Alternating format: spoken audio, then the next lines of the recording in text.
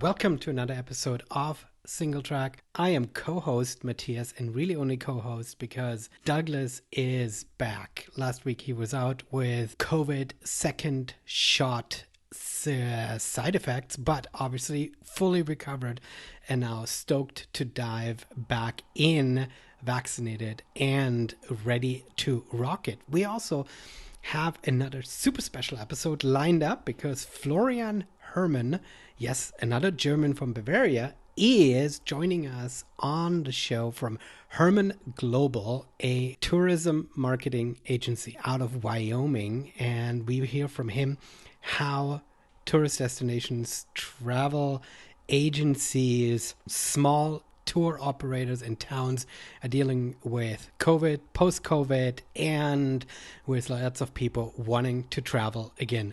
Like me, I can't wait. Before we get into this, I have a few more amazing products that I've been test driving over the last few weeks, and I want to share with you. We are starting with the Phoenix Dual Tail Switch Tactical Flashlight. It is a flashlight, product name TK16.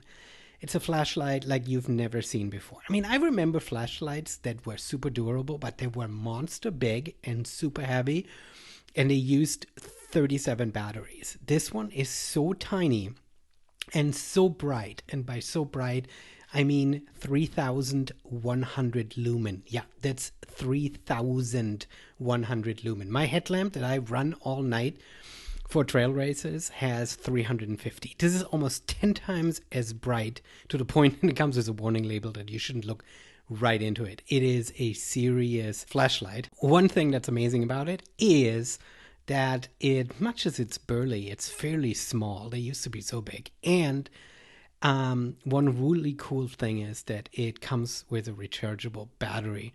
So you can take the battery out and just recharge it with a cable, which in 2021 is really a must-have when it comes to anything that requires battery. If you are still using throwaway batteries, then shame on you. Recharge this stuff. So, an absolute amazing flashlight for not your trail race. It's too heavy for that.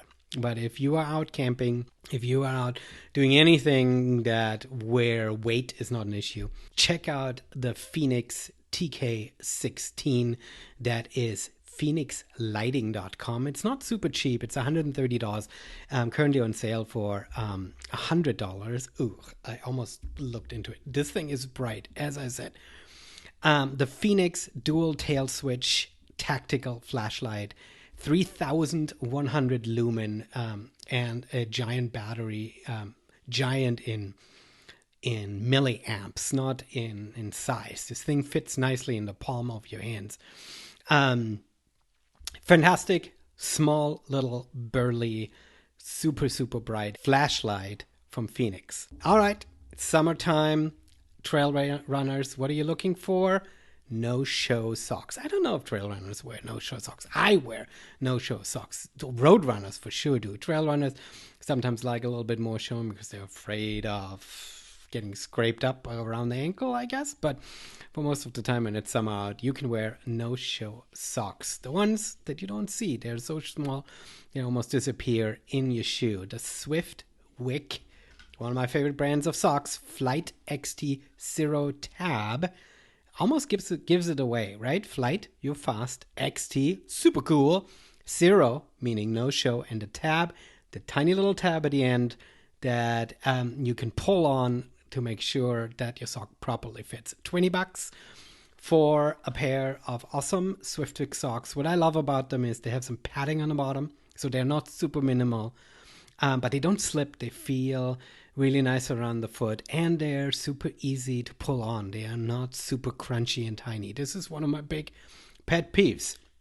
Swiftwick.com. Check out all of their socks. They have fantastic socks, but of course, they are Flight XT Zero Tab if you want some no-show socks. All right, here it is. We're traveling again, right? So after a year of COVID, we are actually emerging, and we need gear to enable us to travel. So one of the things that I've been falling in love with is travel cubes. what is travel cubes, you ask? Well, thank you for asking. So if you got your bag full of stuff, you can't find anything in it. And increasingly, you've got tons of different stuff, right? You've got your electronics, you might have your important stuff like passport and stuff. We're talking serious travel here. You might have some food. Hey, trail races, right? You might have your gear. When I did Scion, I had 2 bags, and each one had like 5 different inside bags full of like little compartments. That was my tailwind baggies and all of this stuff. So the Outdoor Products Expandable Travel Cube. Outdoor Products is the company name. Expandable Travel Cube, the product. They have a 5-pack of amazing travel cubes, various different sizes. If you don't know what size, there's a bigger one where you can put a pair of shoes in, and there's smaller ones. They're just good for electronics or perhaps socks or something like that. So we've got a whole bunch of those cubes. We're taking them to Germany. Everybody in the family gets all the cubes to properly pack all of their gear because we're traveling light. No checked luggage. We're going carry-on only. Go to outdoorproducts.com and check out the expandable travel cubes. They're $46 for a pack of 5.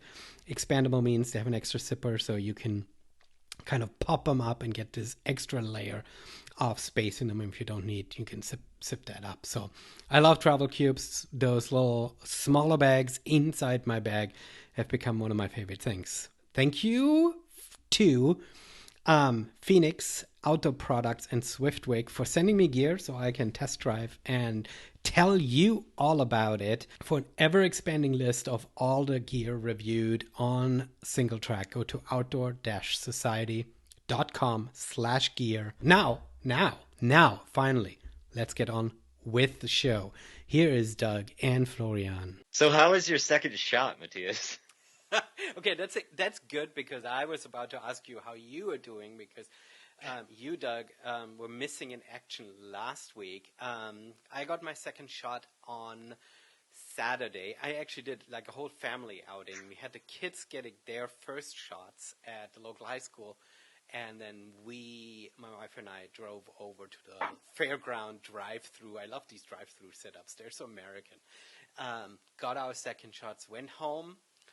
And I was debating, because obviously the first few hours I felt fine. I thought, should I do yard work? It was really sunny out. I did some yard work. Try not to like overexert myself, hydrate a lot, keep it chill. And then next day, woke up, felt like I've run an ultra, not a 100-miler, because I've never run it before. I don't know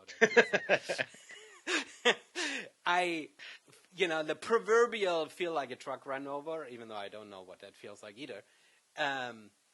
So I kept it just chill. I had a day that was off, and so it was fine.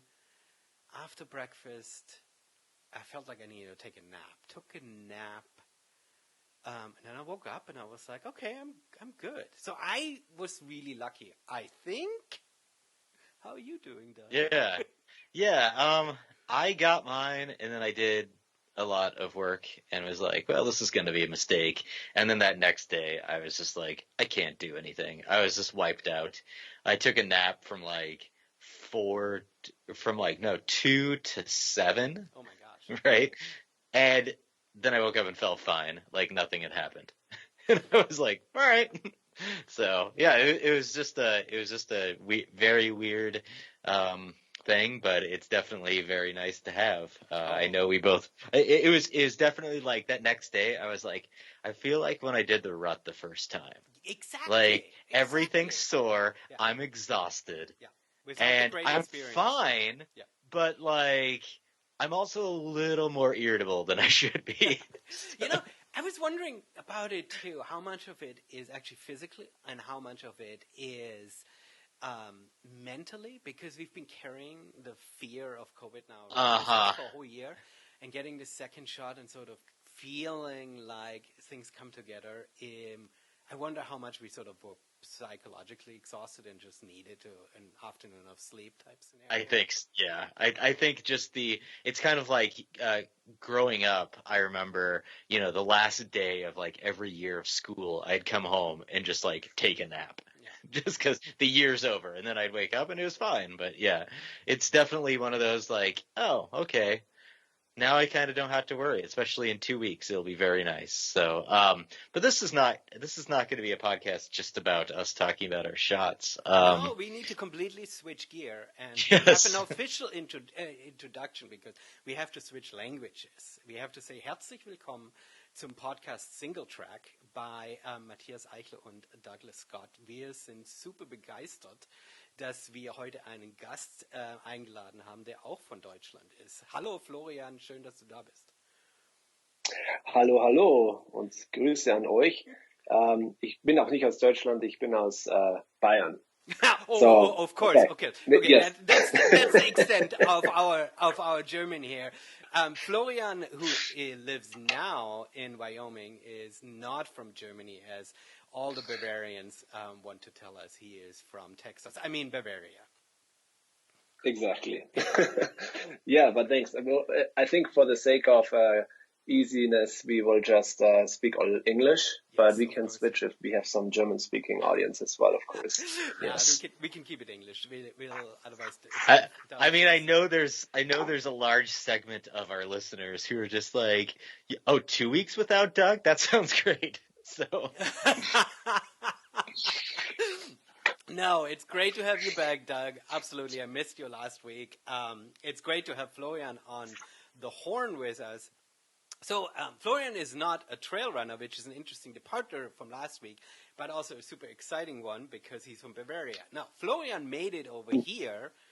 How many years have you now lived in the U.S.? Yeah, it's a total of 15 years.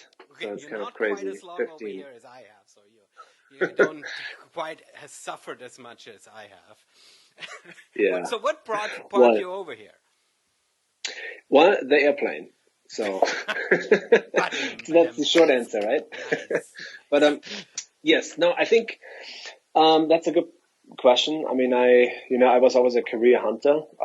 I loved focusing on my personal career. I graduated from high school in Germany, and somehow, but first I didn't want to go to the university, and I was naturally looking for a job, but for some reason I got a job at a travel agency. But it's interesting, I was also a musician during that time. So I was actually a tuba player. I played tuba very professionally in high school and was very highly respected and playing in different orchestras and all this stuff. And so I kind of went to the music school first, and then somehow with the music school, it just didn't work out. Because this professor said, if you want to be a professional tuba player in Germany, there are exactly 2 full-time position jobs in Germany to do that. So for you to kind of be a long-term, lifelong tuba player that's professional, it's very hard to build a career.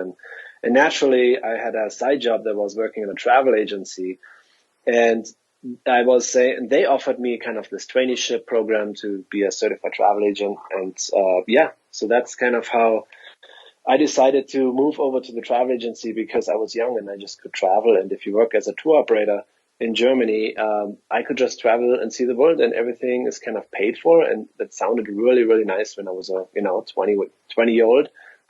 And then, it sounds like a dream job. Kind of built my career. Yeah, I know. And then kind of I built my career around tourism and travel after that. And so I studied in the Dolomites in Italy, tourism management after this. And then after that, there was an exchange program for the United States. I could finish my last year of college in the United States, in Los Angeles, actually, which sounded very exciting to me. And I got that scholarship, everything paid for, which was really amazing. And then I was in the US for 1 year, and first time, and I loved it. And, but I wanted to also kind of do more than just going to the college there, and I did an internship. And I found an internship actually in Wyoming, which was very, very unusual. And if you can imagine, if you live in California and you have friends in California in college, they just say, Wyoming? It's like, don't go there for a career. Are you kidding me? Right? Yeah.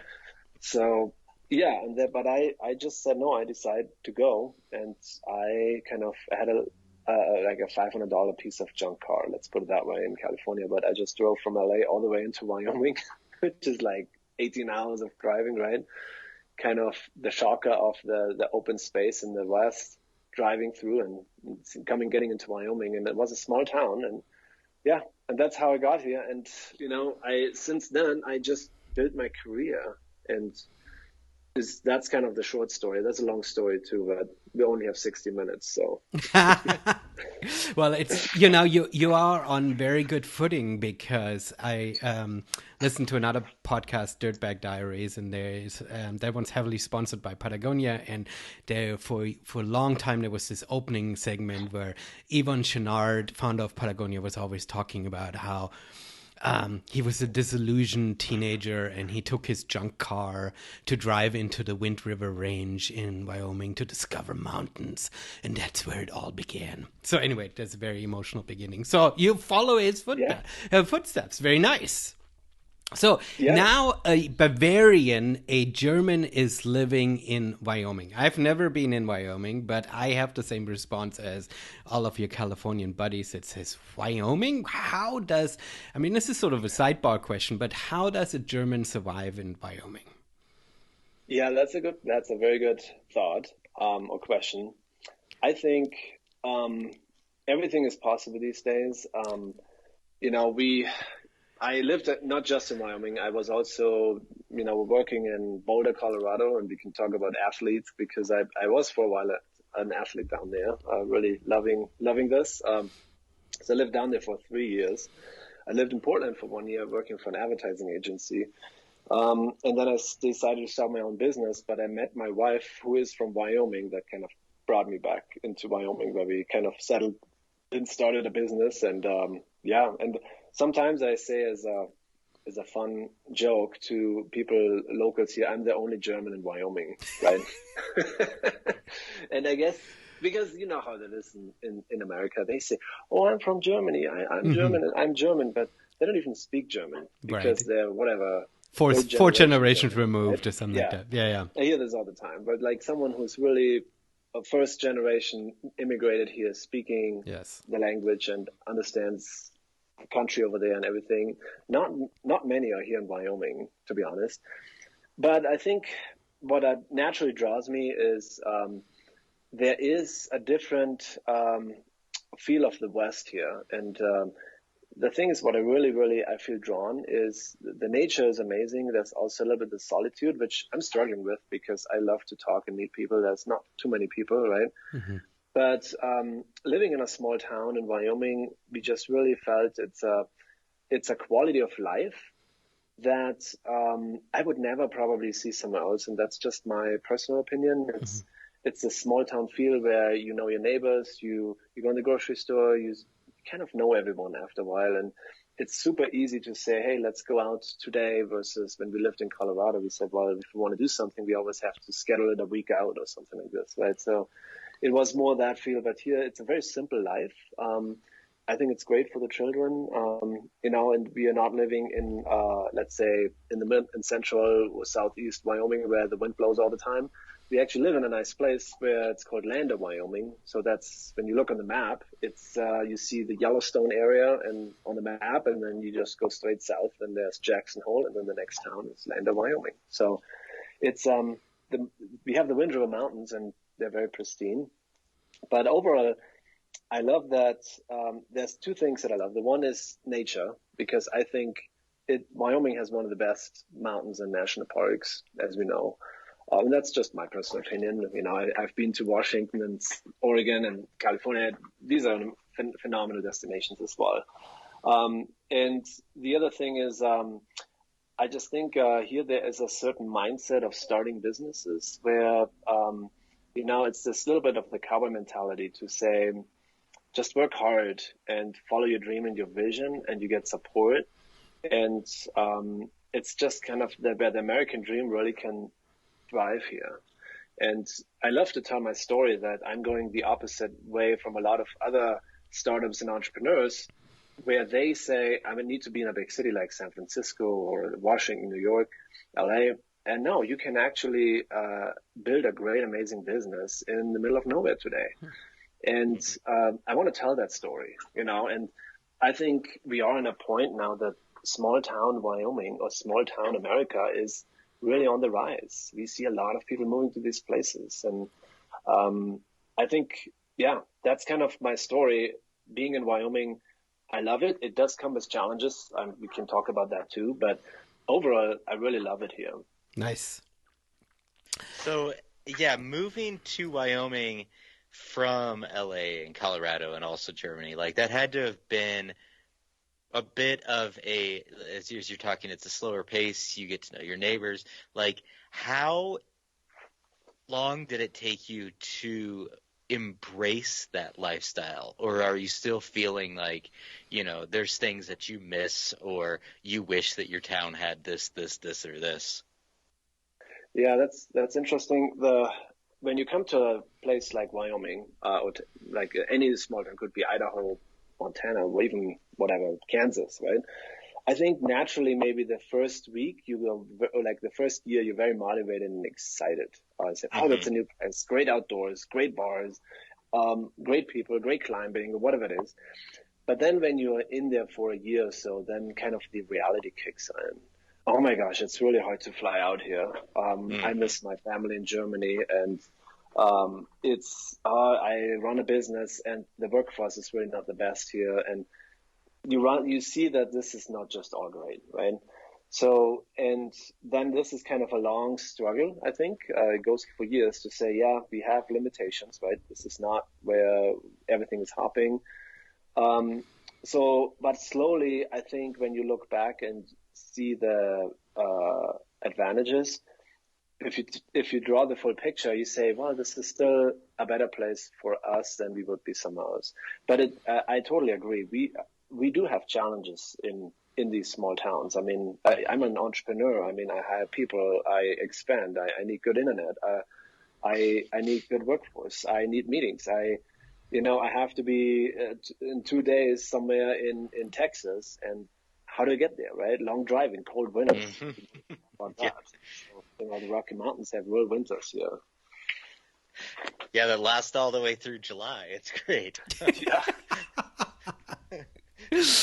I'm legitimately watching a few snowflakes fall right now, so that was perfect. The travel is the to and from to get to Lander. How is that? Do you have to fly to Jackson? Like, what's kind of your flight mentality? I know you can fly out of Lander directly. Are there a lot of offerings? Like, how's that growth doing for that community? Yeah, so it's interesting. Like this is an economic development question as well. But I started my business in Boulder, Colorado, and I had great network success, great people down there, super helpful to start a business, lots of resources, love it. I think the Colorado Front Range in Boulder, Colorado is one of my favorite places to really kind of start a business, to be honest. And the big airport in Denver, right? So we could do everything. And then I've heard through a press release that someone said in Lander, Wyoming, where my wife is from, they are made a big announcement that United Airlines is serving that small little airport there, right? Wow. And it's actually the next town over. It's Riverton, but it's the same area. So yeah. And that for me was the game changer. I just said, well, if I can fly with United Airlines 3 times a day straight into Denver, and then I don't even have to go through the hassle in Denver with the security going there for 1 hour and find parking and get the shuttle, versus the time of just parking at that airport. There's no one ever in the check-in line or like in the security line. And, Yep. Then 40 minutes later, you're on the plane when you arrive there, and then off you go, and you're right in the United terminal in Denver, and you fly anywhere. So Yep. I just really see that it's a time advantage, which I never thought about it, but it's true. So that was for us a game changer. Otherwise, I would have a really hard time running a business here. The road trip, the driving, as you know, it's just, you can do it, but not on that capacity. These are long roads here. So. So we've tiptoed around the business. Tell me about Herrmann Global. Right. That's the business you own, you operate. Tell me, what does it do, and where you at? Yeah, absolutely. So it comes back from the story I told earlier with tourism. So we are a strategic tourism marketing firm, and we help the smaller tourism destinations across the US, a lot of rural communities, to connect with domestic and international travelers. And, from the services we do, we are set up as a marketing agency to say we do like a paid digital campaign or social media management or creative or website development. But I think where we really are strong and why people want to work with us is that we love to connect small communities with international travelers in the world. And I'm just fascinated by the internet. And, we've been talking since the 2000s on the internet, but the story never gets boring. I think it's amazing that with the internet today, I can talk to someone in Germany from land of Wyoming that naturally would be interested in visiting a small town or seeing the Wind River Mountains in our backyard that they would have never thought about going, right? Mm-hmm. Because we didn't have the resources or infrastructure's capacity of communication 20 years ago or 10 years ago even. Like now, by just doing a social media post, Facebook or Instagram, you can tell the world, this is a really cool place. And it's also challenging because these small indigenous communities, as we know, like America is a very diverse country. We want to kind of respect them and protect them. So it's not just telling everyone, hey, this is a great place, please come visit Jackson Hole, right? We know this is a recipe for disaster with everyone going there. So it's rather telling stories with the internet, with the website, with social media, that the rural communities offer an incredible experience for international travelers, and especially talk about the travelers from Europe, and that's our background, right? I studied tourism, so I understand the cultures and the content. But so we decided that we built a website platform. It's called Visit USA Parks, because we understand from the research, the European travelers, what they think of America, it's either New York, maybe a little bit Los Angeles, San Francisco, California, but then usually the national parks. Mm-hmm. It's like people see the national parks and it's out of this world experience coming over here and see the West and driving to the parks and saying, I've never seen something before. That's an unforgettable experience. So we're utilizing with Visitors Parks, the parks appeal to allure the international travelers. But again, we don't want to send them to Yellowstone because it's so overcrowded.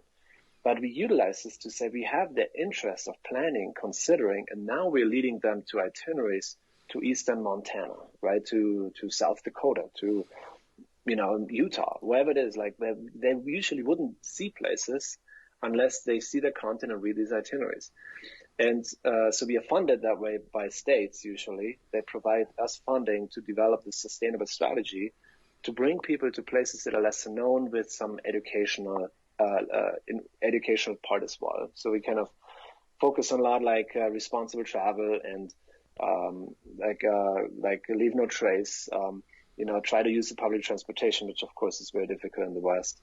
But we really try to focus on the content on that. And with Visitors Parks, we really built out this platform. We actually were shortlisted for the Global Social Media Award in London for one of the best marketing initiatives in the world. We went second. We didn't get it, so I wish I could say this, but just being there and being qualified, selected was really great. Yeah, and congratulations. Yeah, and kind of, we have been very successful with this. We're now coming to the next level where we see that the trend with our business and everything is really to help destinations lesser known on a more sustainable travel way. And so we launched this platform Untraveled, and we really want to tell travelers worldwide about destinations that are absolutely unknown but worth visiting. So we're utilizing the model not just for the parks now, but also for other communities. So that's what it is. So one debunk a stereotype for me, and that is that if you visit places that are small, unknown, and have little infrastructure, and you don't know much about these places, then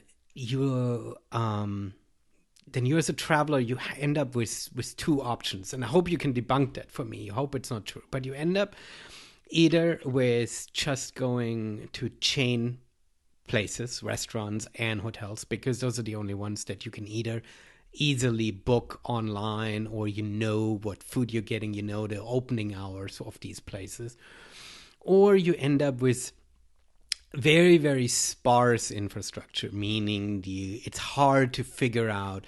I know how to book a hotel or a guest house or a place in Whistler or Leavenworth, but I wouldn't know where to begin to book for a small town, because they don't have the capacity to come together and build a unified booking system for hotels or whatever. And that's sort of the perception.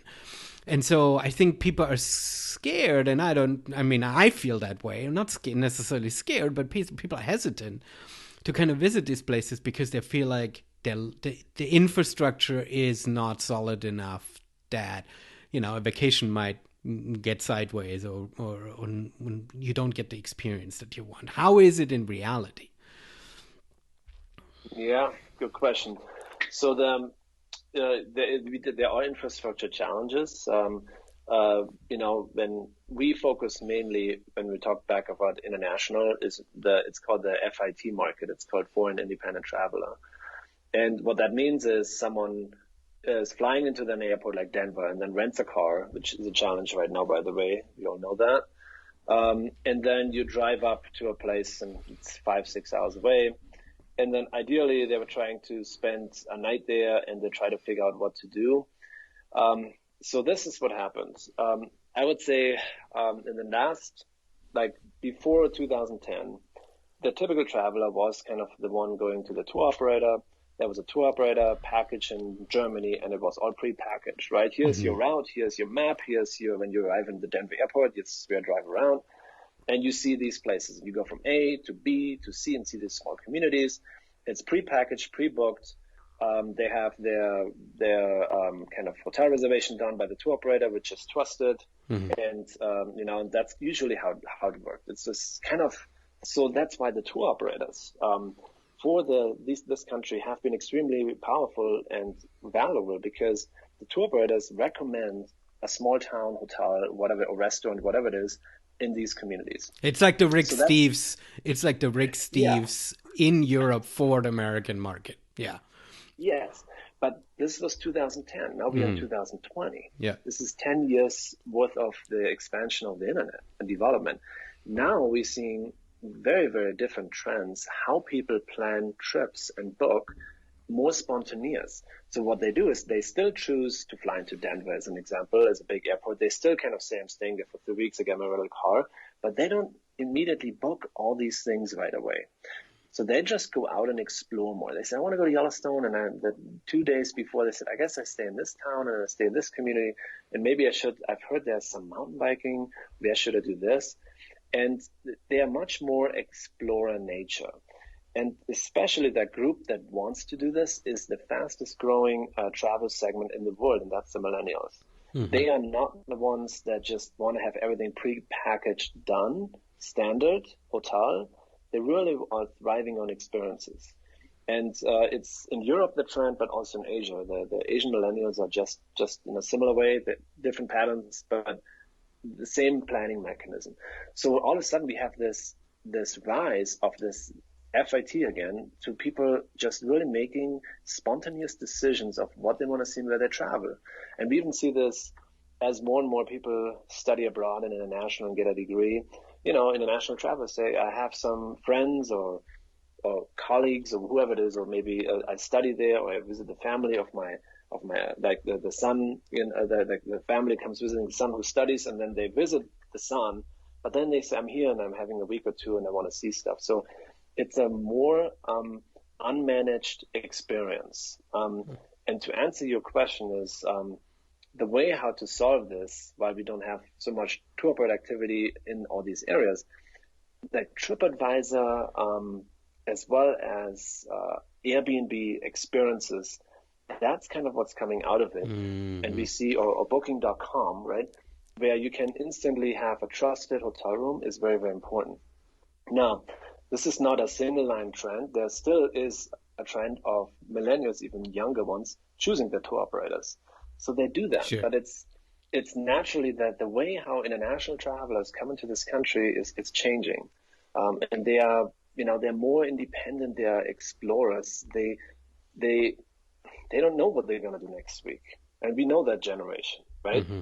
They usually the younger ones. They says, well, I want to keep it very flexible. Might go there, maybe not. And from a planning point of view, it might has challenges, but that's the game we are in there. It's a very spontaneous market. And I think it will be even more spontaneous post-COVID.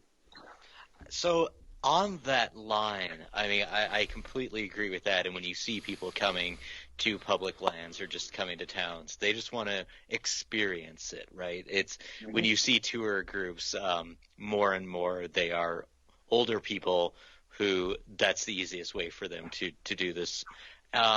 But we are seeing a rise in required reservations and serious planning ahead for access to not just national parks, but National Forest Service lands, Bureau of Land Management areas. How are you guys maneuvering the incoming loss of spontaneity that many areas will be seeing? That's an excellent question. I think it's a mix, right? Where you say some crowded areas you want to make reservations way in advance, but then you have some flexibility in other areas. Mm-hmm. Like we talked a lot about over tourism in the past, worldwide, and so we see this with COVID. What COVID does to states in tourism afterwards. For some reason, before the pandemic, I thought, oh, this is the perfect place now to develop a really high quality traveler going, seeing places, appreciating it, because I thought if we don't travel for a year, naturally we would just go out there and saying, man, is this a gift to travel and see the places, right? Yeah. And naturally you would have more appreciation of the landscape, of respect of, of nature. That's what I thought. I thought naturally this probably would come out of the pandemic, but I was wrong. Or maybe I'm not, but I'm just seeing these early indicators right now here in the US, on not even the international travel, just domestic travel. People go out in these outdoor communities, and again, we have this unmanaged experience. You open the gates and they just shoot out, right? So now you can travel, and they're going in a plan and book. But then they have this frustration going up, for example, to Glacier National Park or Rocky Mountain National Park, and there's this ticketed system, right? You cannot enter the park without having a reservation in advance. And we knew for years that the Park Service would introduce that, because with that growth in the popularity, that's the only solution. So it causes a lot of frustration by the traveler, because imagine someone is traveling across the country and then they end up in Rocky Mountain National Park or Glacier and they can't get in. I mean, that's like the worst thing, right? Mm-hmm. Ultimately, I think it's a mindset that changes here, that I need to, you're right, plan ahead again, especially understanding when they're crowded areas that they're difficult. But again, how they learn and consume that information is out of the internet. They're reading blogs, they're watching videos on YouTube to find out the information, right? Here, like these travel experts on the internet are very, very influential and important. So, but I think to answer this question, it will be a mix. Their spontaneity will remain, but these crowded areas, they definitely, you have to plan in advance. There's no way. And it's a learning lesson for a lot of both American travelers and international travelers, that this is probably the new way of tourism.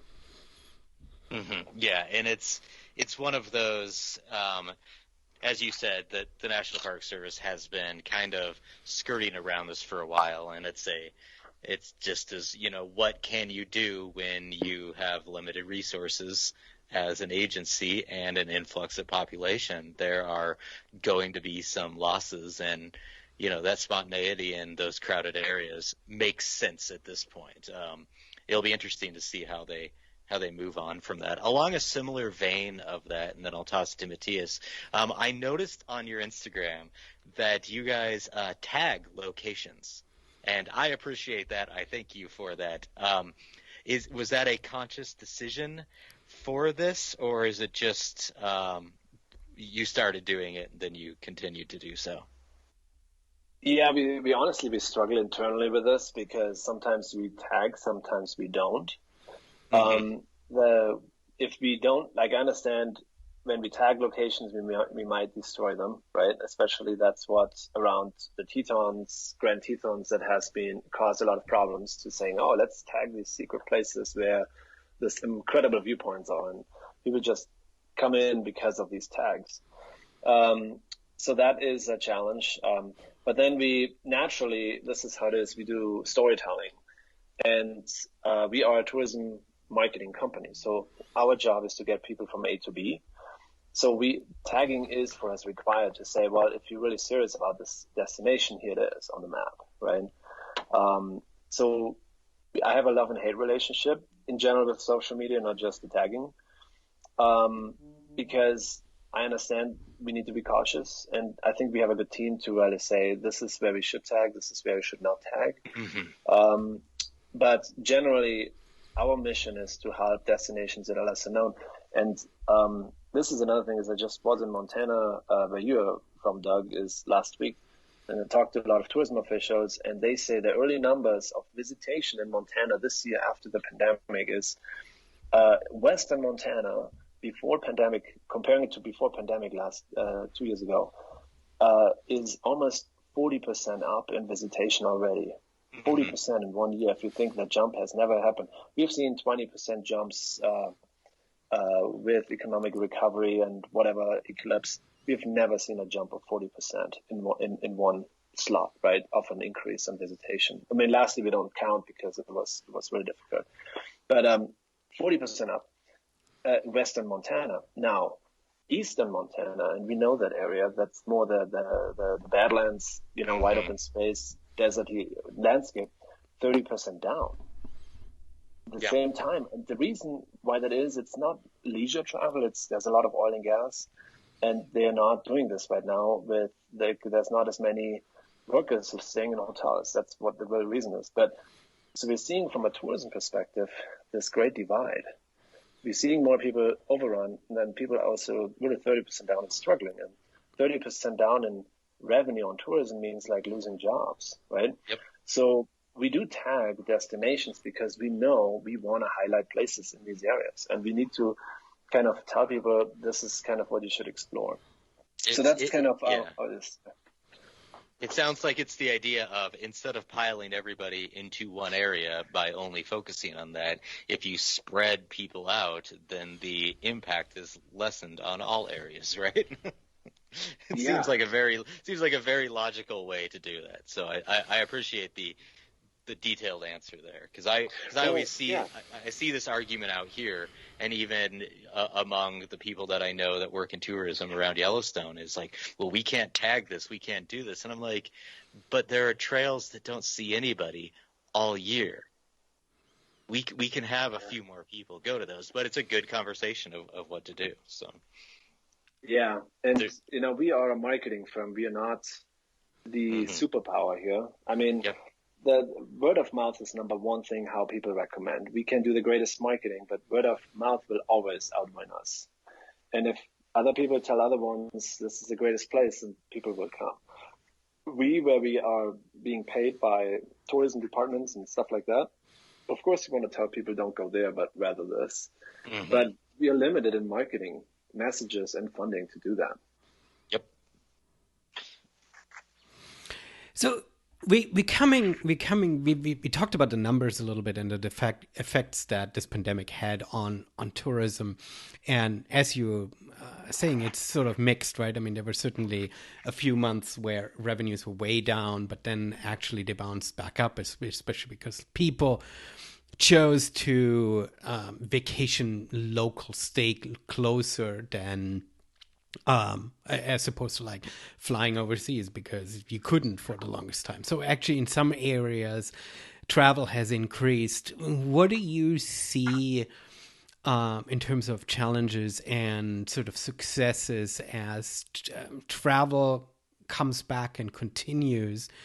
Because travel is fundamentally important for us in order to refresh us and rejuvenate, in order to gain bigger perspectives. What do you see sort of the challenges and the successes in these smaller communities as people are starting to venture out? I think we talked about last year where communities, especially remote communities, are saying, please don't come, you're spreading the virus. Now people are being vaccinated and stuff. And so things starting to open up. Tell me a little bit of what you see on the ground. Yeah, so I think the what were hold on, I just drink some water. Apologize, but so the what I see will change is the small communities, they will have more and more attention. And naturally, we see this trend. This has not even doing anything to do with international. This is just in general. We want to travel, and it was very interesting. I think last year was the very first time, and I don't know how many years we have to go back, is that you could not travel. That right of traveling was taken away from you. I mean, think about that. Was really something that probably was something where maybe World War II we had similar situations, maybe not, right? Not even. So this was last year, the first year where traveling was ultimately not allowed to do, or not restricted, or not possible because of hotels being closed and stuff like that. And I think travel today is, for a lot of people, I use the word therapy. People need their travel for their therapy, because when I talk about the American traveler, not even the international one, the American traveler is a very hard worker, as we know. Or that stereotypical thing is, they work very hard. They take very little vacation time off, and when they do go on vacation, they want to see places and be active and do all the things, ideally in a short period of time. And that kind of, I call it privilege, being taken away, that made a lot of people last year, let's use that word, depressed. And there's a reason why people were afraid of losing their work and jobs. That was the number one fear last year, but not much underneath. People were very frustrated that they couldn't travel. And that caused a lot of anxiety, also aggressivity, maybe, like we saw this last year across the news and everything, that a lot of people were really not settled. And of course, with elections last year, I mean, that was definitely a brutal election that had to do with this. But I guarantee that travel had something to do with it, because what travel does to us mentally is it brings people together. It's this exchange. And usually you go to travel to a place to kind of find yourself again, right? And go away from somewhere and then go in a new community and really kind of being away from your normal thoughts and rebuild internally. And I think that is something that people would spend money over and over rather than buying a new car. So, when I grew up in Germany, it was funny, I was in the 80s, right, when I grew up there, and they said, Germany is all about cars, production, industry, the best in the world, right? And everyone buys a new car every 3 years, and this is Germany, right? And this has changed also in Germany and a lot of developing countries, that they would rather not buy a new car, but rather spend these dollars for buying a new car and to travel, and spending really good money on traveling, because that experience is it's a lot of worth for them. So what I see is like the traveling, the therapy has a very high value for the experience factor among American travelers, but also international travelers. And, to answer your question, this cultural exchange, how do these small communities take that? There are challenges, and I see this. I live in a small town, and I have plenty of friends, also business people, that they say, well, we love the money, but we don't love the visitors, right? Yeah, I mean, that's very clear. And that's the saying in Wyoming, and that's in a lot of rural communities. The people love progress, but no change.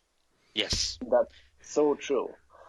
We love to have the international visitor from Asia, whoever it is coming into our community and we share to everyone, we are the greatest because everyone loves us.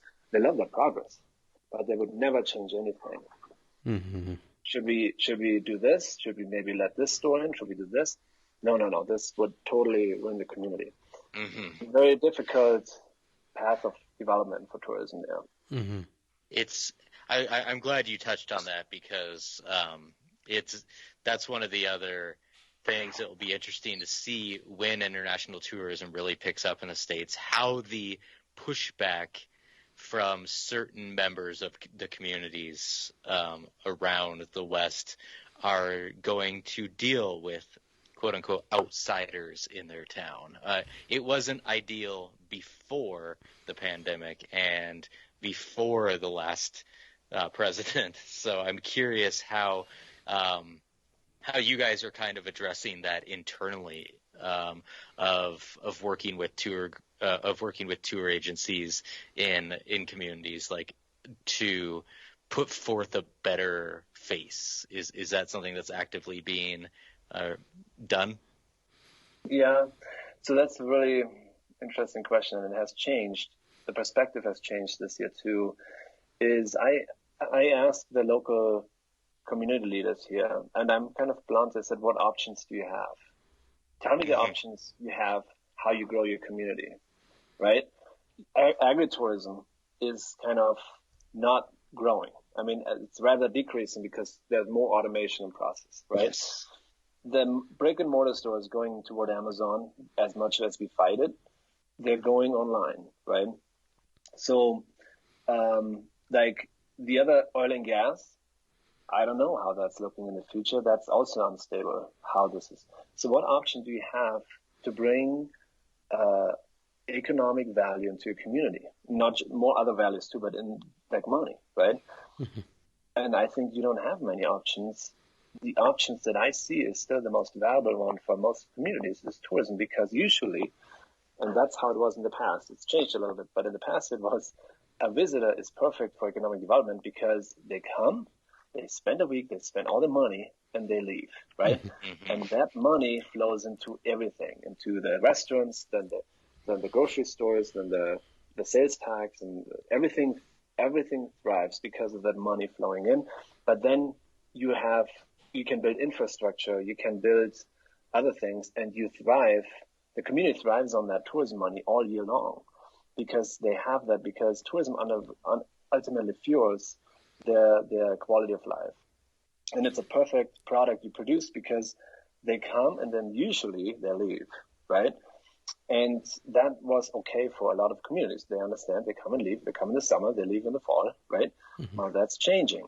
So now we see more and more people, I want to buy a second home here and I might come here regularly. And what does that do to the community? So there is this change where communities have to learn how to build and learn how to grow their identity. Are we this tourism community? We have this rush on remote workers right now, which we don't even know how that looks like in a few years, right? Is this a trend that's going to be long term, or is it short term? But we see the trend. People are exploring communities and they visit, they spend money, but then they buy homes, and with home buying, they increase the real estate market, and then ultimately it's pushing out the locals. So we see this kind of more and more causing anxieties and challenges among the community members here. Yeah, and that's really what I've noticed is that cornerstone of home prices is the argument when people are feeling that they can no longer afford to live in the town that they've lived forever. It definitely gives a lot of worry. I know, you look at Bozeman and the home prices there that have jumped up, I think 40% in the last 4 months, which is just an insane jump. And you have that in towns all across the West. I know here in Livingston, homes were selling for the low 200,000s, and now those same homes are being relisted in the mid 4s. And that's been 3 or 4 years, which is, quite a staggering growth. And that is a concern from people who have been here, is that they're losing their community. And I think having that conversation and really being proactive about it is the way to go, because at the end of the day, if no one's voicing or pushing for an identity and asking that question, what do you want to be known for, then it's never going to be answered, and you lose your soul of a community. Yeah, I agree. I mean, we'll see where that progresses. And it's interesting because we think, when you live in Wyoming, you live in a bubble and said, oh my gosh, this is the poor Wyoming communities, but that's a nationwide trend. Mm-hmm. You go to communities you would never think of, and they're growing all of a sudden. So, and my question is, it's an economic play right now. We have a very low interest rate, right? Mm-hmm. People are afraid of inflation, that the money burns later on. So naturally, of course they do that. They try to figure out investments, and real estate is one of the most solid investments. I mean, I understand why they're doing it. Not because they love this community so much. It's just they try to park their money somewhere. Yep. All right. I've got a really challenging two-pronged question.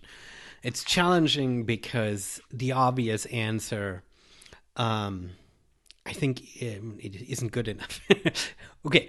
And that is, what does the perfect tourist look like for a small community? And the most obvious answer would be, well, one that just spends a lot of money. But in terms of like when you talk to tourist destinations and you hear what they're looking for, I know this perhaps it's a little bit difficult, but I'm curious if we as travelers can learn something. Like if I'm willing to go now, if I'm going off the beaten path, if I'm trying to explore something new, how would I present myself in a way that I bring value beyond my dollar to a community? So that's the first question. What's the perfect traveler to these communities?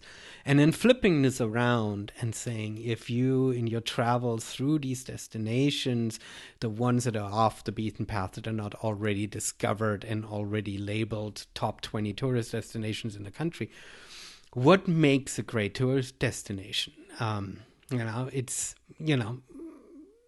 mean, we know we want nature and we want resources, but in your experience, what can tour destinations, especially the ones that perhaps saying, okay, we see an economic drop in resource development, we'll need to look for tourism as a way to attract economic growth or survivability.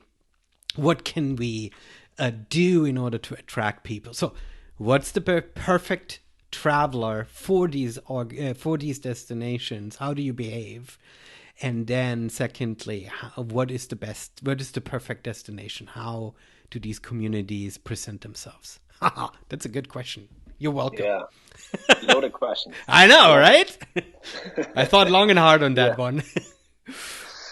Yeah, so the perfect traveler for these communities, and I can speak maybe about it because I live in a small community, so I talk to a lot of the community leaders. I'm bringing an example. We live in a Native American destination next to it. Like there's a big reservation here in central Wyoming, and they're struggling a lot with tourism coming in and not respecting their culture, just not understanding it, not engaging with it. Like people just that drive through and just bring out their phones and they see a little powwow, the Indian dances, and just drive on, like go on and do something else. I honestly think that's not what they want. The perfect visitor is honestly that really engages with the locals, that's interested in them. So I think these guided tours, interpretation, being in these communities and really understand them, understand the land, understand the resources, their challenges, going deep is probably a visitor that everyone wants. And I'm bringing it from kind of what I've learned in school when I went to the university. So I studied tourism management. But when in the 90s and 2000s, it was always tourism is this recreation thing. Oh yes, it's recreation. I go there to recreate, right? So I'm going on vacation, and we saw this in the world, like with mass tourism. You go to Mexico, you go to Mexico to just stay in a resort and just the beach and drink and get drunk, and you do this for 2 weeks, and that was kind of that typical vacation thing. We see that still in Vegas too. But then or in tourism Mallorca became more the lifestyle, right? So the lifestyle that's when the internet came in, the social media. And the lifestyle is like, I show to the world that I'm here vacationing in the greatest destinations, and I tell everyone I'm the center of the world with my social media posts, and here I am, and everyone loves it. That's a typical lifestyle thing, right? Yeah. It's a little bit narcissistic type thing, right? So we're saying I'm in the middle, and here I am, and I share this with the world. So we saw that kind of, and still going on. And, talking about, to answer your question, what's perfect visitor? I think now we are coming into a new trend where tourism becomes from recreation to lifestyle, now to contribution. And we see this with the sharing economy already. Everything is being shared and contributed. And I think the future visitor that people want to have is someone to really kind of choose a specific destination to support it, to kind of go deeper into the community, to come back more often frequently, to understanding their challenges, to respect the land, to respect the culture. There is a trend of an educated group and people there that has that interest, especially in both areas, like the older generation, the baby boomers, that really want to reconnect again with specific areas in a new way, but then also the younger ones that are kind of lost and want to not just visit a Native American land and just taking photos of the power, right? But rather go in there and, for example, I would like to figure out, let's say the word counseling or mentoring, or maybe doing the yoga, right? And really kind of connect deeply with that place and really spend time there and quality and longer. So that's the answer there. That probably what people want is that visitor that's coming here, ideally spending in dollars, but also appreciating the place and building this bond relationship. There is it's a growing niche here in the US and also worldwide that we have that travel, and that probably is my answer to this. That one that can contribute, that's really the word. And what can destinations do to become appealing to that audience? It really comes down that you have to build your community, that you come here and you can live like a local. So that's a big word, right? So because these people that want to contribute to this, they want to be like the local. I know where the local restaurants are. I know where the local ice cream is. Yeah. And I know that I can join an event to do some kind of maybe local charities or whatever it is. Like you are rented in a way, coming to this community, live during that time like a local and do all the fun stuff where the local is. And I tell people all the time to build a product to show who you really are. Festivals, events, super important. Mm-hmm. If you don't have events, it just tells your community sucks, right? So there we go. I mean, have events. 1,000% accurate. Yeah. Yeah. So because that's when people come in and saying, "Wow, the people are proud. I want to be like them. I want to be part of it. I want to talk to them in this event with the locals. I want to see why that is, right?" It's a wonderful way to really allure people in that maybe at tourism destinations where you think they don't have a story to tell and are off the path and boring, could really transform by just building this kind of action. And events, as you know, Matthias does events as well, and it takes champions. It takes people that are passionate about it and really go above and beyond to make that work, and that's not easy. And there's a lot of collaboration is the key in small communities. Collaboration is the make or break of a good community, because people understand quickly from the outside, people don't work together here. And to build these communities that thrive on tourism for the new era of tourism, that collaboration events, that's really something that I think is a starter. I honestly think every community in the US has a shot to become the best in the country. Hands down. I love it. I love that. I think that I think the communities that get it do it very well right now. And you can tell when you walk into a community that has that pride in themselves and in their culture, because you can't help but get caught up in it, right? Like you definitely get to experience it as locals do. Now you're talking about connecting connecting people to these places and everything. I would love to hear what your favorite Wyoming outdoor experience has been so far. Like, what's an experience that you've had that's been off the beaten path, a little more remote, that you have just said, okay, this is amazing? Yeah, that's a short answer, and it's backpacking here in Wyoming. Mm-hmm. I mean, and there's a lot of places here you can, like, think about road biking. There's a lot of wind here. I mean, you can do it, but you have to like the wind. So, Wyoming is a place for remoteness. It's known for that. It's vast. And I think what Wyoming is, when you talk about specific Wyoming, is they have, for example, Wyoming has 13 mountain ranges. You would never think it has 13 mountain ranges. Mm-hmm. You just see the Tetons, right? Yep. That's 1 out of 13. And almost all 13 on the 13,000 foot range. They're really big mountains. And they're just having incredible mountains that no one knows about it. Like, Yep. We have it here in our backyard with the Wind River Mountains. And again, people come from all over the world just to say, I have heard about this specific mountain or trail that's the Circle of the Towers, and it's a backpacking trip and into the Wind River Mountains. And these are just secrets still. Yep. They're not a lot of people know about it, and I think it makes it appealing. But my favorite is really that I love to go backpacking. The camping as well, but the backpacking is something absolutely stunning. That is one of the best places that I've seen. Mm-hmm. No, that's great, and I think you're speaking to a lot. We live in the same general giant ecosystem together, and I go places that I talk to people who have lived here 20, 30 years, and they're like, I didn't know this place existed, because it's so vast and there's so many amazing destinations that may take you a day or two to hike to. But once you're there, you have a entire river valley surrounded by 12,000 foot mountains to yourself. And that's an experience that may not always be around, but it definitely is around now. And to get more people out there to experience that, and then to connect with the communities that are part of that, is absolutely a great mission. And we're getting ready to wrap up. That's why I'm talking so well about everything you're doing. Before we really, really wrap up, what are the best ways that people can see what you're doing and connect to you? Wait, Doug, I've got one more question. I've got one more question.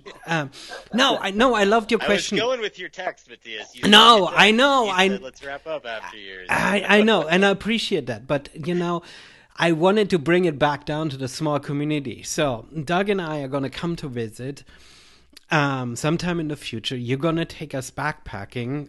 You're going to have to convince me that backpacking is fun. But either way, I might just run in and out or something like that. But now we go back to Lander.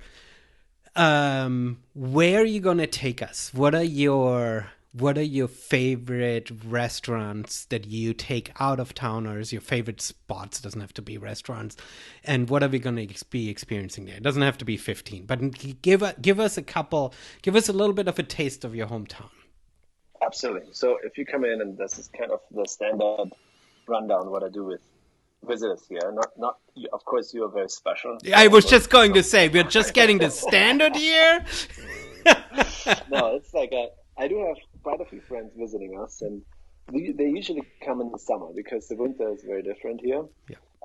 But in the summer, so what I usually do is I show them at the very first the Sinks Canyon State Park. So that's just outside of Lander. That's where a huge river is going into a rock, and it's going into rock and under the rock, and the water disappears, and no one knows where it goes throughout the system down within the rock. And it's a whole mountain area, but the river goes down there, and you cannot follow it, but it pushes out at another areas where the water comes out. So it's kind of a natural phenomenon to see it, like how this water goes in the mountains and disappears and then comes out somewhere else. So it's a cave area too. So the Sinks Canyon is really a unique phenomena. Just to see it. So for someone who is very outdoor and active, I would do this, show you the Sinks Canyon, and then right next to the Sinks Canyon, there is a special hike, and it goes, we call it, you go to the falls, and you hike about an hour in, and then you see some amazing waterfalls. We have a lot of water in the Windrow Mountains, lots of snowpacks in the upper mountains, so the water comes down. And there is a very unique thing there. One of the waterfalls has, it's a big pond where the water drops in, and the water, it's this granite slide that's probably 30 feet long, maybe longer, where you can ultimately slide down on this granite and jump kind of 10 feet into the water down. So nice. It's a pretty unique experience. The water's super cold. We'll never forget that. But just climbing up there and using the slide and in the waterfall and just going in there is something that is absolutely amazing. And it's a secret, right? So when you post it, said, oh my gosh, where is this? Nice. So then the waterfall, then I probably would take you maybe on a little peak that is easy to do here in that area. Maybe since you are a good hiker and you can probably summit in a day, like for example, Stow Creek Basin or something like this, where you can really have an amazing view into the impressive mountain range. Because once you get into the Windrow Mountains, just with a day hike, let's say 5-8 miles in, you will think you're in Switzerland. I mean, you have mountain ranges and lakes and forests like you've never seen before. And that's a very protected area. And so that's usually what I say for someone who's an outdoors enthusiast is to do that. I'm not a climber, but people do come here for world class climbing. There's lots of limestone and granite areas where people come for the climbing. But naturally, since I love the backpacking camping, I would rather take Matthias and Doug up to a backpacking trip of camping overnight and maybe doing some fishing in the lakes. And once you're in the community, we have a beautiful main street. Lander has like 6,000-7,000 residents, but the main street is really amazing. And there is one bar that you will not forget. It's called the Lander Bar. They have local beers and they have an incredible, and I call it beer garden, right?